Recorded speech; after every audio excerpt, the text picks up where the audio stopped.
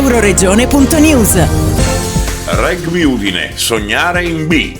Presentato ufficialmente il neopresidente Andrea Cainero con il nuovo consigliere Marino Firmani, alla presenza del vice governatore e assessore regionale allo sport Mario Anzil. Questo è uno dei sodalizi più antichi nel mondo del rugby italiano ed è un gioiello per la città, ed è bello che alla vigilia dei suoi 100 anni di storia possa guardare al futuro con rinnovato entusiasmo. Udine peraltro si candida a essere per un bel periodo capitale del rugby, direi internazionale, perché a breve ospiterà un torneo destinato a tenersi qui in regione per 3 anni. Al 9 novembre a Udine ci sarà la partita tra la nazionale italiana e quella dell'Argentina, che dà l'avvio a questo Autumn Nation Series.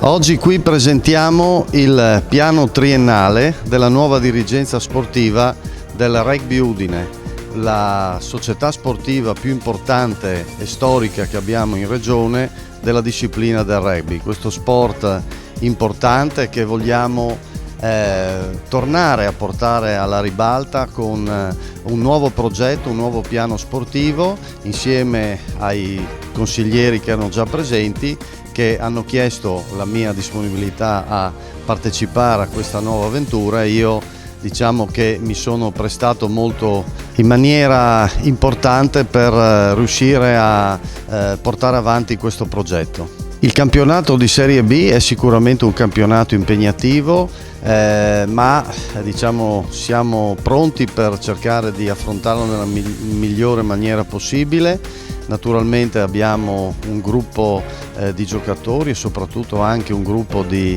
allenatori all'altezza della situazione, e qui colgo l'occasione per ringraziare il lavoro che sta facendo Riccardo Robuschi, che è da anni impegnato con questa società e ci sta dando una grande mano. Sicuramente il suo apporto sarà fondamentale per riuscire a mantenere intanto la categoria quest'anno, perché è già importante farlo dopo il salto dalla C alla B.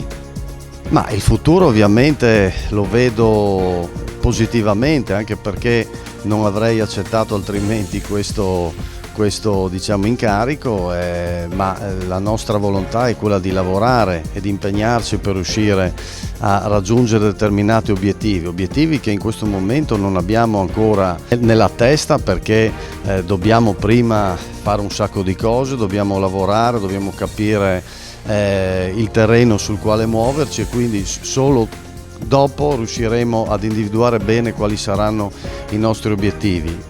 Sicuramente possiamo dire che vogliamo essere attrattivi per il territorio e quindi riportare il rugby, come si diceva all'inizio, a una sua dimensione secondo me più naturale, quella di essere uno degli sport, delle discipline sportive più importanti nella nostra realtà cittadina e anche regionale.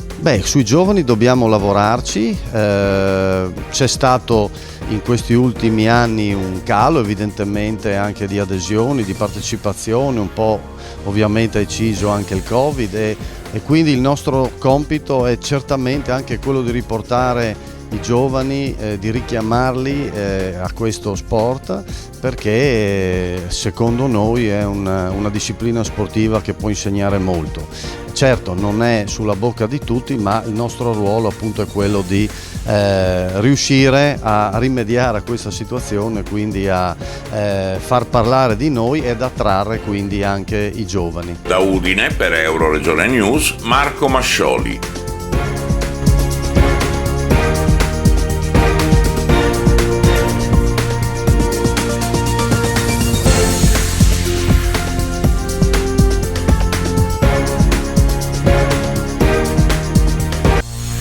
Euroregione.news.